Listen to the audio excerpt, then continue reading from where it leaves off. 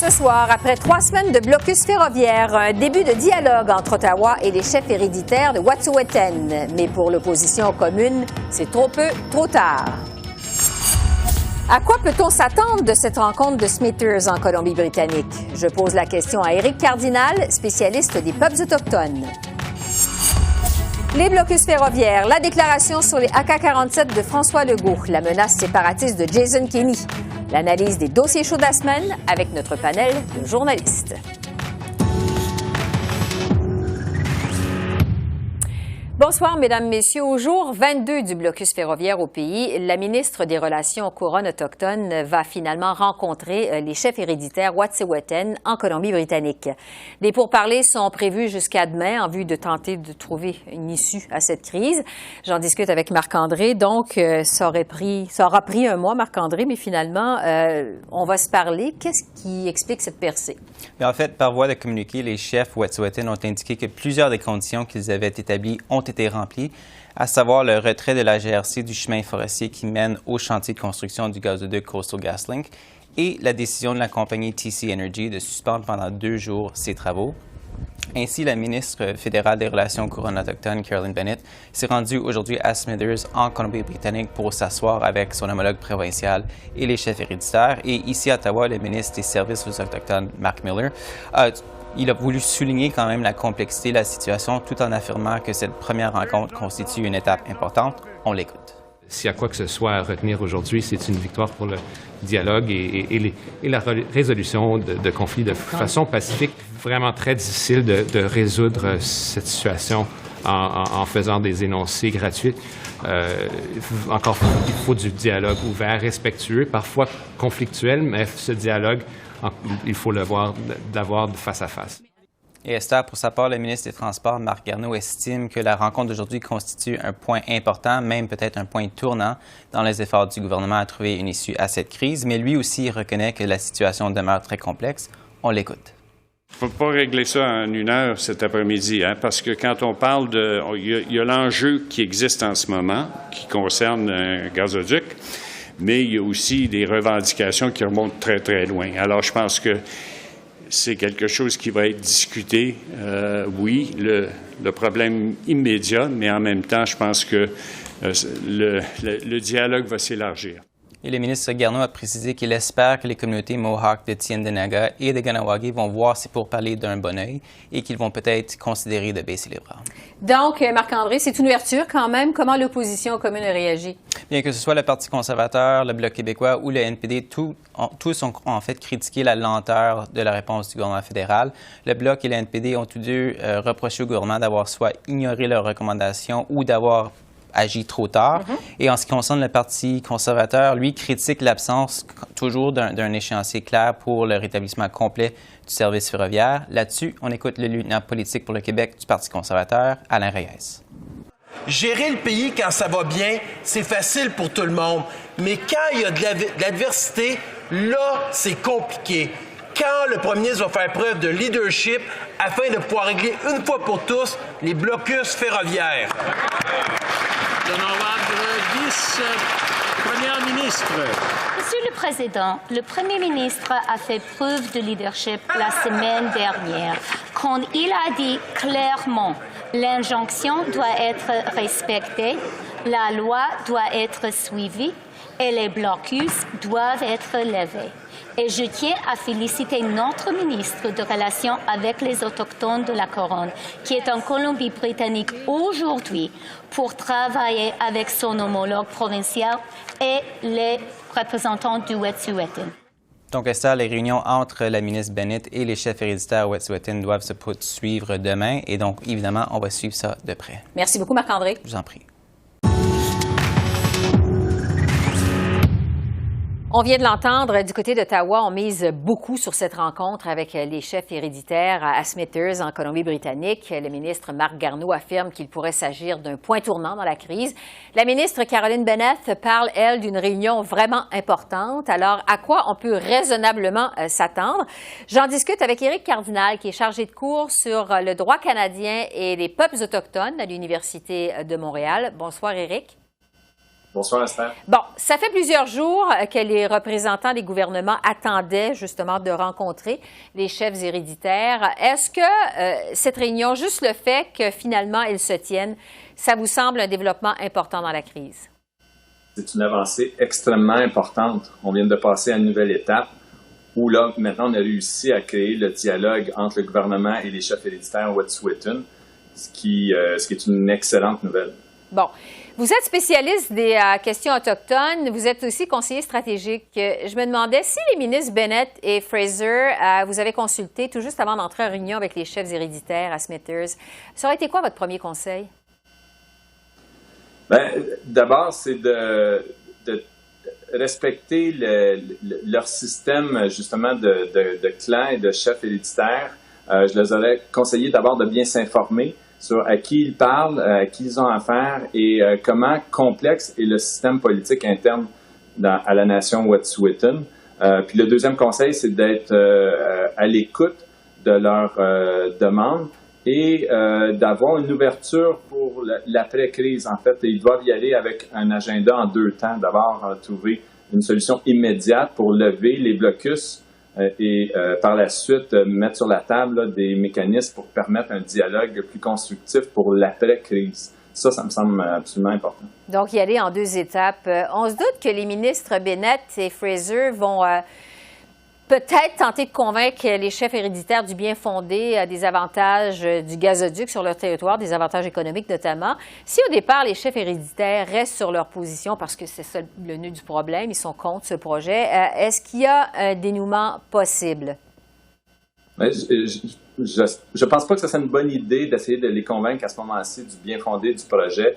Je pense que ce qui est important, c'est de reconnaître que le gouvernement fédéral a une responsabilité de consulter et d'accommoder les Premières Nations quand il y a un projet sur les terres ancestrales, là où il y a potentiellement des droits ancestraux et un titre ancestral. Et c'est là que le pouvoir des chefs héréditaires est important. Et c'est pour ça qu'à cette rencontre-là, ce que le gouvernement fédéral doit dire, c'est nous allons assumer nos responsabilités, nous allons faire en sorte que la consultation ait lieu de façon pleine, entière, adéquate et que vous puissiez exprimer vos opinions, vos commentaires, vos préoccupations par rapport au projet. Et ça revient aussi à un des principes qu'on retrouve dans la Déclaration de l'ONU sur les droits des peuples autochtones, c'est-à-dire le consentement libre, préalable et éclairé, qui n'équivaut pas à un droit de veto, mais plutôt à des efforts vraiment importants de la part du gouvernement pour rechercher un accord des parties ou à tout le moins trouver des moyens de les accommoder le cas échéant. Oui. Est-ce que ça se pourrait qu'on en vienne à la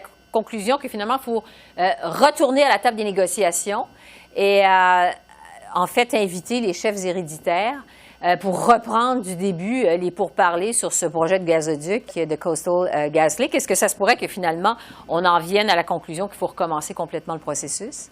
Bien, pas recommencer, je pense pas complètement le processus, mais il y a certainement plus de consultations à mener. C'était d'ailleurs une des conclusions du rapport du Bureau d'évaluation environnementale de la Colombie-Britannique qui a interpellé la compagnie et qui a dit vous devez refaire ou en fait faire davantage de consultations au sein de la nation Wet'suwet'en. Puis ce qu'il faut dire, c'est qu'en droit canadien, même s'il y a une entente avec une entreprise, ça ne lève pas le fardeau du gouvernement d'assurer une consultation de la nation. Donc, le gouvernement fédéral a quand même la responsabilité de s'assurer qu'il y a eu une consultation adéquate de l'ensemble des parties prenantes de la nation Wet'suwet'en. On dit que c'est une rencontre qui pourrait durer 2 jours, jeudi, vendredi. Quels sont les indices qui vont nous laisser croire que ça se déroule bien? Vous, qu'est-ce que vous allez surveiller de cette réunion?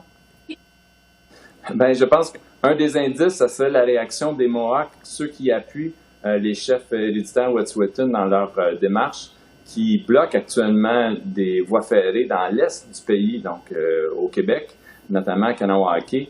Et eux, je sais qu'ils sont en lien direct avec les chefs héréditaires.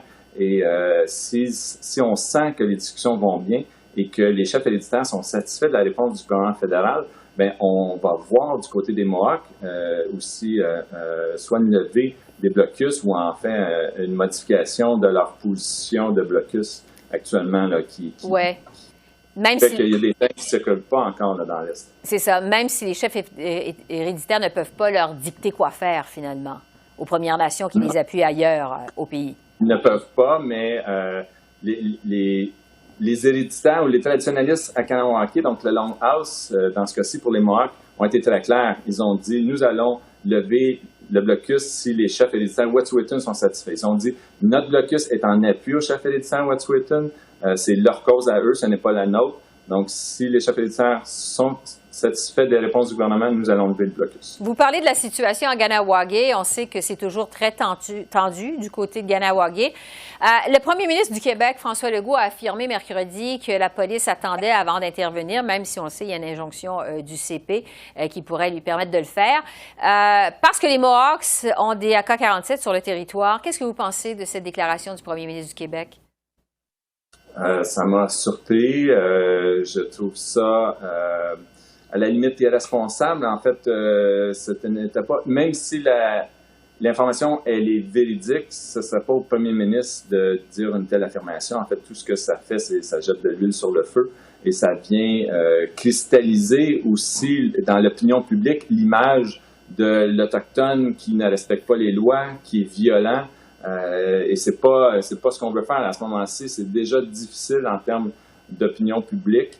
Il faut pas en rajouter et je pense pas que c'était nécessaire qu'il le fasse. D'autant plus que les informations qu'on a, c'est qu'il n'y en a pas d'armes actuellement du tout sur les blocus et même autour. Là. Donc, c'est assez surprenant comme déclaration. Quand des chefs comme Ghislain Picard disent que ça vient jeter de l'huile sur le feu, c'est ce que vous croyez également de votre côté? Absolument. On l'a senti. Ça l'a vraiment déstabilisé et ça l'a déplu énormément, pour utiliser un euphémisme, les représentants Mohawks.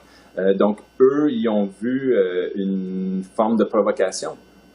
Puis ça, mais c'est pas bon parce que ça fait le jeu des radicaux, autant du côté des Mohawks que des non-autochtones. Et actuellement, les leaders à Kahnawake sont solidaires du blocus, mais un blocus qui est pacifique et sur lequel on ne retrouve pas d'éléments radicaux, à moins d'informations comptables, mais pour l'instant, c'est pas le cas. Sauf que si on fait ce type de déclaration-là, ça ne peut que exciter justement des éléments plus radicaux au sein de la communauté. Pour revenir sur la rencontre de Smithers en Colombie-Britannique, je le disais il y a un instant, on parle de 2 jours de discussion. Est-ce que ça pourrait durer plus longtemps? Parce qu'évidemment, on va surveiller ça de très près. Est-ce que ça pourrait s'étendre, le dialogue, ce début de dialogue, selon vous? Tout est possible. Les discussions, ce type de discussions-là peuvent durer longtemps. Donc, je ne serais pas surpris, effectivement, que ça puisse durer plus que 2 jours. Le mot d'ordre ici, c'est de la patience. Ça fait déjà plus d'une vingtaine de jours. Je pense qu'on pourrait être patient encore quelques jours si ça nous permet de trouver une fin heureuse. Oui. Et vous, Éric Cardinal, vous êtes optimiste? Moi, je suis relativement optimiste à ce moment-ci, oui. Relativement optimiste. On va se laisser là-dessus. Éric Cardinal, chargé de cours sur le droit canadien et les peuples autochtones à l'Université de Montréal. Merci beaucoup. Merci à vous. Au revoir.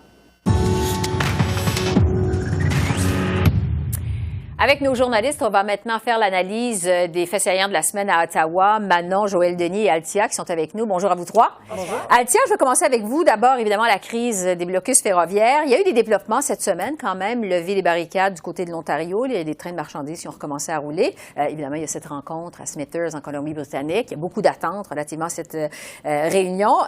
Comment vous avez trouvé la gestion de la crise par le gouvernement Trudeau cette semaine? Bien, ça a été lent. Je pense qu'on s'attendait à plus. Le premier ministre est sorti vendredi dernier. Il a vraiment communiqué à la population entière, pas juste aux gens qui manifestaient. Mais après que les forces policières à travers les provinces sont sorties, c'est comme il y a eu comme pas vraiment de communication. Puis aujourd'hui, Mark Miller, Service autochtone, est sorti puis il a dit ça, maintenant qu'on a une rencontre avec la ministre Bennett, puis les homologues en Colombie-Britannique, puis les chefs Wet'suwet'en, là c'est le début. Bien là, le début, bien ça fait Ça fait 3 semaines, là, non? Qu'est-ce que vous voulez dire, le début? Je pense que ça a besoin d'être peut-être encadré un petit peu mieux. Bill Blair, service public, est sorti ce matin puis il nous a dit non, on ne pense pas que c'est des actes de terrorisme, mais là, on voit que les manifestations, ils se reproduisent. C'est comme des champignons, là. Ça sort partout, puis on dirait que le gouvernement ne peut plus contrôler vraiment la situation. C'est très dangereux. Les gens qui sont près de Tyendinaga, qui ont essayé de mettre le feu après un train. Hyper dangereux. Il aurait pu avoir du pétrole sur ce train-là. C'est dangereux pour les gens qui travaillent. Le train, les gens qui mettent leur propre vie en danger, c'est épouvantable. Puis là, on a du gouvernement fédéral, on entend juste, là, on commence à parler. Mais M. Garneau a dénoncé ces gestes-là. Oui. Très fortement. Il a très fortement. Il leur a dit de ne pas le faire. Mais à un moment donné, je pense que on le voit dans les sondages, le Parti conservateur commence à monter. Je pense qu'il y a une demande auprès de la population générale en disant, mais est-ce que c'est des actes criminels, oui ou non? Puis si oui, où sont les arrestations? On sent que la population canadienne commence à s'impatienter. Joël Denis, est-ce que le gouvernement aurait pu être plus proactif encore cette semaine? En fait, le dilemme de M. Trudeau, c'est comme s'il y a 2 options devant lui. Soit marcher sur un tapis de clous ou marcher sur un tapis de verre brisé. Donc, c'est pas nécessairement deux options très alléchantes. Tapis de clous, parce que s'il demande la force, l'effet multiplicateur, il est là. Les barricades se multiplient. Si il prône le dialogue, les gens s'impatientent, donc il y a aussi un effet négatif pour M. Trudeau. Donc, il n'est pas nécessairement devant une situation facile. Les choix ne sont pas évidents. Il mise sur le dialogue, mais quand il propose un dialogue, il n'y a personne de l'autre côté qui répond aux appels des ministres qui tentent d'établir ce dialogue. Donc, pour M. Trudeau, il est un peu dans une lose-lose situation, comme disent les Anglais, et ça fait en sorte que tout le monde critique M. Trudeau. Il se retrouve au cœur d'un grand problème auquel il n'y a pas nécessairement de solution facile. Parce que là, il y a quand même un début de dialogue avec cette rencontre. Du ça fait longtemps que le gouvernement le demande. Et je pense que la faiblesse de M. Trudeau, c'est dans sa capacité d'expliquer clairement la stratégie qu'il suit. Parce que on peut bien dire, le dialogue, mon Dieu, c'était l'équivalent de rien faire. Il faut qu'il... Mais là, tout le monde dit, vous voyez, pour plus avoir de barricades, il faut qu'il y en ait un dialogue. Donc, tout le monde mise maintenant sur cette rencontre que finalement, le gouvernement a réussi à obtenir. Mais il faut se rendre compte qu'il y a aussi eu un travail de la Colombie-Britannique avec l'ancien député Nathan Carlin qui a joué l'intermédiaire parce qu'il était député de cette région-là, il connaît les chefs héréditaires. Et ça, ce travail-là va commencer avant même qu'il y ait les arrestations de chefs héréditaires. Donc, ce travail-là, on ne le voyait pas pendant un grand bout de temps. On dit qu'il est en poste depuis la fin du mois de janvier, donc c'est un bout de temps qu'il est là. Donc, M. Trudeau était défavorisé par le fait qu'il y a tout un aspect de ce qui se faisait ne pouvait pas être sur la place publique. On l'a vu d'ailleurs avec cet accord CN-CP pour livrer des marchandises essentielles. Donc, mais les gens veulent une solution rapide, ils veulent que ce soit M. Trudeau. M. Trudeau, ils l'ont répété, ils ne peuvent pas dire à la police quoi faire. M. Legault vient de s'en rendre compte lui-même. Parce que la police, allez-y, mais la police, elle y va à son rythme, il ne peut pas les diriger. Je vais vous amener sur la déclaration de François Legault, le premier ministre du Québec. On sait que les blocus se poursuivent du côté de Ganawagé. Malgré une injonction du CP, la police n'intervient pas. M. Legault a dit mercredi, c'est parce qu'il y a des AK-47 sur le territoire. Les Mohawks sont en possession d'AK-47. Le chef Ghislain Picard, il y en a d'autres aussi qui ont dit M. Legault jette de l'huile sur le feu. Est-ce que Althia y aurait dû se taire? Mon opinion personnelle, oui, probablement. Moi, je me souviens de Oka. Alors, j'imagine que M. Legault se souvient très bien de Oka aussi. Il l'a dit d'ailleurs. Il dit, je suis assez vieux pour me souvenir de Oka, effectivement. Puis, c'est évident, oui, il y a des armes à feu. Je ne sais pas s'il y en a des AK-47, mais la population elle-même nous a dit on n'est pas moins ou plus armés que n'importe quelle autre communauté à travers la province.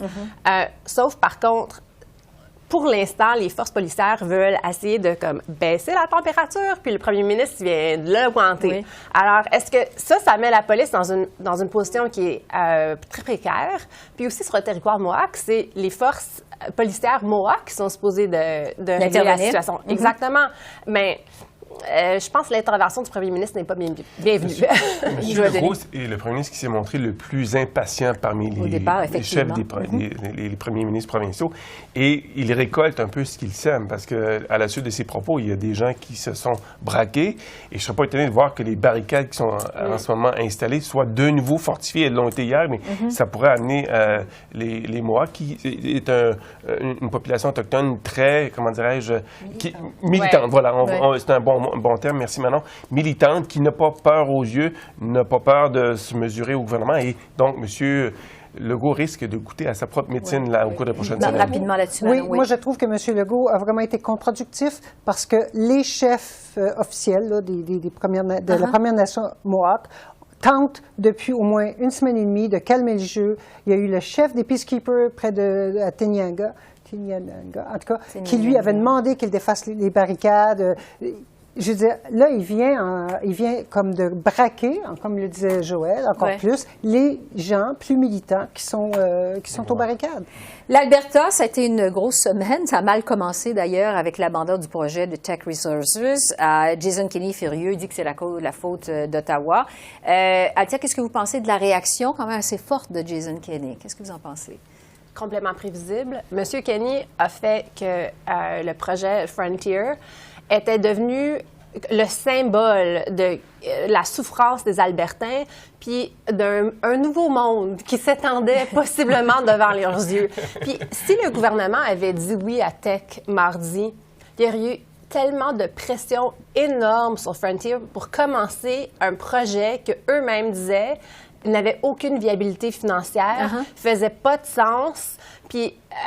une des raisons, je crois, que Teck a décidé, bon, pour l'instant, on abandonne le projet, on veut pas que le gouvernement se prononce, c'est à cause du symbolisme que Jason Kenney avait rendu ce projet. Moi, je vous dirais, Esther, ce genre de projet-là, c'est le premier d'une série, on en a vu d'autres d'ailleurs dans le passé, qui seront rejetés non seulement par les entreprises elles-mêmes, parce que c'est devenu trop coûteux pour exploiter les sables bitumineux, le prix du pétrole n'est pas bon, mais ce projet-là suscite beaucoup de grogne, de levée de boucliers, des groupes environnementaux et même des groupes autochtones. Certes, il y a eu des groupes autochtones qui étaient d'accord avec le projet, mais ailleurs, il y en a d'autres qui sont contre.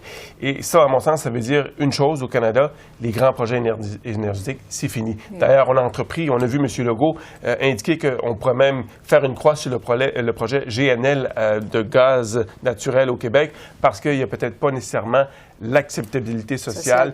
Il a entendu, il a vu ce qui se passe en Colombie-Britannique, il ne veut pas que ça se reproduise au Québec. Manon, M. Kenney ressort sa menace de référendum. Il veut des outils législatifs pour tenir un référendum. Est-ce qu'il joue avec le feu quand il parle comme ça de référendum sur la séparation de l'Alberta du reste du pays? Le même feu avec lequel il joue lorsqu'il monte au nu un projet qui, à son mérite même, de toute façon, ne devait pas aller de l'avant pour des raisons économiques, financières, investisseurs. Mais la liste est longue comme ça d'objections à Teck qui n'ont rien à voir même avec les Autochtones et l'opposition. Mais là, il joue aussi une corde de l'Alberta contre le reste du pays sur la question, entre autres, de la péréquation, alors que la péréquation n'a absolument rien à voir avec les déboires de l'Alberta actuellement. Et il déforme beaucoup les faits, en tout cas, il les met dans un contexte qui n'a pas rapport parce que ça alimente une grogne qui lui sert politiquement. C'est extrêmement dangereux alors que l'Alberta devrait se préparer à cette transition économique, entre autres sur le plan énergétique, parce que justement, des grands investisseurs de ce monde ne veulent plus ou veulent de moins en moins investir dans les énergies fossiles. Diversifier davantage l'économie de l'Alberta. Donc, sur la course au leadership du Parti conservateur, parce qu'aujourd'hui, c'était la date limite pour la première étape de mise en candidature. On se retrouve avec une demi-douzaine de candidats. Althia, est-ce que, en fait, la question du départ de cette course, on s'achemine vers un couronnement de Peter MacKay? Pour l'instant, oui, encore. On verra si ça va changer. M. MacKay, quand même, n'a pas eu un début de course facile. Il y a eu plusieurs bousculades, surtout à travers les médias sociaux, son compte Twitter notamment. On me dit que pour l'instant, je pense qu'il va y avoir 7 candidats. Rudy Housney dit qu'il a rempli les candidatures, puis l'argent, puis attend le feu vert du parti.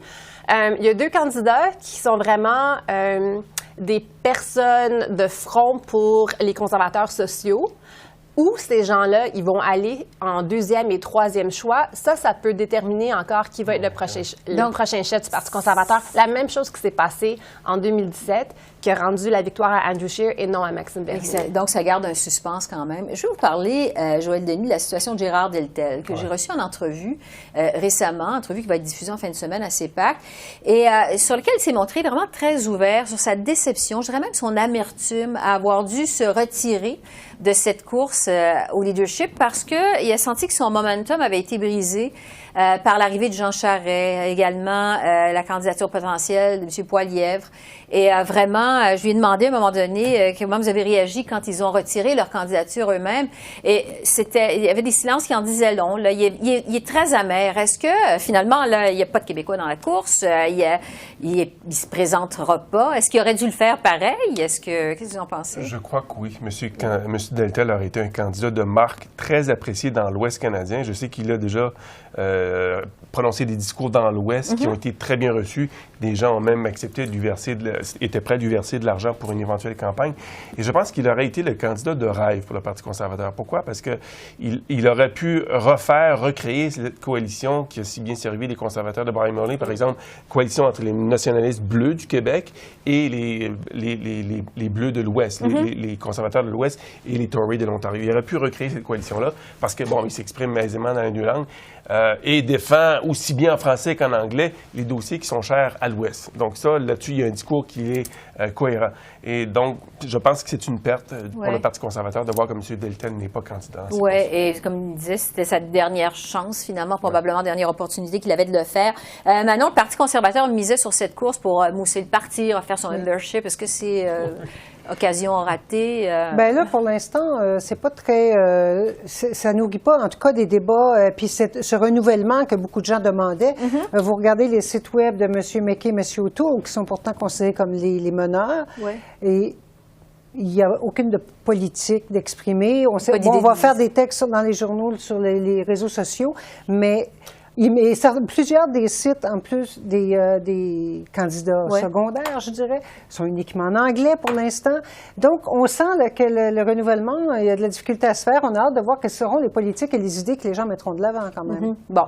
Dernier sujet, le revirement du Bloc québécois dans la ratification de l'accord Canada-États-Unis-Mexique. Finalement, le Bloc s'est prononcé en faveur d'une ratification rapide parce qu'ils ont obtenu des garanties concernant les protections sur le marché, c'est-à-dire l'industrie de l'aluminium au Québec. Comment trouvez-vous, Althia, que le Bloc québécois, M. Blanchette, a géré le dossier? Je pense qu'il se voit comme le porte-parole de sa région, puis où le Bloc est très fort, c'est quand même une communauté qui aurait eu un impact. Alors, c'est complètement comprenable. Toutefois, quand tous les premiers ministres du pays, du Canada, disent aux parlementaires « rangez-vous, passez ça super vite, on a besoin de ça », bien, comme politicien responsable, je pense qu'il faut écouter ce qui se passe à Québec aussi. Le Bloc québécois, M. Blanchette, m'impressionne beaucoup depuis le début de la session. Ils vont chercher des gains pour le Québec et pour la clientèle du Bloc québécois, mais aussi M. Blanchette est celui qui s'est comporté comme un véritable chef d'État depuis le début de la crise ferroviaire, proposant des solutions l'une après l'autre qui pourraient être retenues par le gouvernement. On ne sait-on jamais, parce que le dialogue, il est censé avoir un dialogue, là, mais le Bloc, je pense, on se posait la question de la passée, qu'est-ce que ça donne le Bloc québécois? Mais là, on le voit, le résultat. Je pense qu'ils sont allés chercher des gains pour le Québec. Manon, est-ce que vous pensez que ça va accélérer la ratification de l'ALENA? Oui, parce que on devine que les conservateurs vont être en accord au bout du compte. Ils ne peuvent pas être contre. Ils ont essayé ce matin de faire avancer ça plus vite. Alors, vous voyez, je pense que oui, ça va aller plus vite. Le Bloc était le nœud encore, parce qu'on peut faire beaucoup de... Pour aller vite, il faut qu'il y ait un accord sur la procédure. Il faut rappeler qu'il y a juste le Canada qui ne l'a pas encore ratifié, parce que les deux autres pays n'ont... Manon, Joël Denis, Althia, merci. Merci à vous. Alors voilà, c'est comme ça qu'on a vu l'essentiel de ce jeudi 27 février à Ottawa. Esther Bégin qui vous remercie d'être à l'antenne de CEPAC, la chaîne d'affaires publiques par câble. Je vous souhaite une excellente fin de soirée et à la prochaine.